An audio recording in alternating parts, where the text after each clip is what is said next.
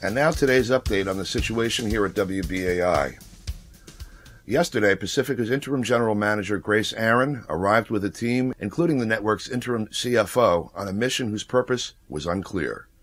According to several people interviewed yesterday, including station personnel and others who spoke with Aaron about the purpose of her visit, Aaron said the network had unspecified problems with the station's programming. According to one report, Aaron said she would give the station 2 weeks to come up with ideas to improve programming and plans to introduce a resolution at the Pacifica National Board to discipline Pacifica station general managers for not quickly improving programming when needed. Aaron will be reportedly attending a town hall meeting on Monday night. We'll have details on that later this week as they become available. She also reportedly rejected requests from the community groups CMOTAP and the Free Mumia Coalition to meet. Earlier, William Heerwagen delivered a request from the groups for the meeting, which expressed their concern over reports that Aaron intended to take over programming of WBAI. This is what he had to say after delivering the request. Communication from Betty Dobson and Suzanne Ross and Dr. McIntosh from CMOTAP and from the Mumia Coalition requesting a meeting and giving their public meeting and giving their concerns about the future of the station. When asked specifically this morning here at Wake Up Call if she intended to take over programming at WBAI, Aaron said this. On the advice of legal counsel, we've been taking preparatory measures to secure our broadcast signals should we need to prevent legal liability as a last resort. Meanwhile, in an interview yesterday, WBAI Local Station Board Chair Mitchell Cohen denied that programming changes were on the agenda. He asked that his entire statement be played on the air and not edited, so we bring you that now. Okay. I mean, you don't want to do it on the record. I don't understand why. It's not 6 o'clock in the morning now. That's right. So? I don't recognize you as a legitimate reporter. That's fine. Given what you've been doing. Yeah. Okay. That's fine. Okay. So it's a tape recorder. Let me see.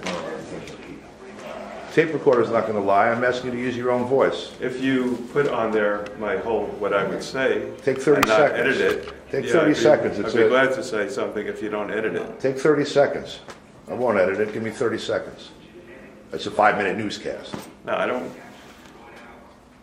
Okay. What do you want to know? We'll let you know. What do you think people need to know about the situation at BAI? In particular, should there be some public discussion about what's going to happen here, rather than have decisions made, not even in public session by the PNB, about who's going to program the station? Of course, there should be discussions about what's happening at BAI. The station is $1 million in debt. It was run into debt by the people who used to run the board by passing phony budgets for 5 years in a row. And it's only now that we're finally starting to get on top of that, but that's what's run the station into the debt that it's in, that forced layoffs to happen, that forced the tenant rent not to be paid, that forced the office rent not to be paid. And yes, we need to address that publicly instead of under closed doors. That needs to all come out. Why is this happening? Who caused it to happen? And how do we rectify it? What is happening in terms of programming? That's my statement. Okay. What about programming?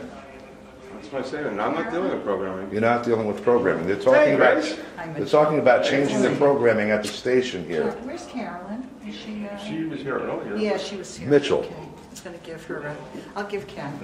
We're talking about changing the programming at the station here. That's the question. Nobody was talking about that. That's just. What taking control of the antenna? It's nonsense. Okay, so you're denying that it's happening. And for more information, you can go to the website www.wbixradio.org. Again, that's www.wbixradio.org. WBIX was the internet radio station that allowed the fired and banned during the so-called Christmas coup to reach listeners. And that's it for your Wake Up Call news headlines right now. I'm Don DeBar. Thanks for listening.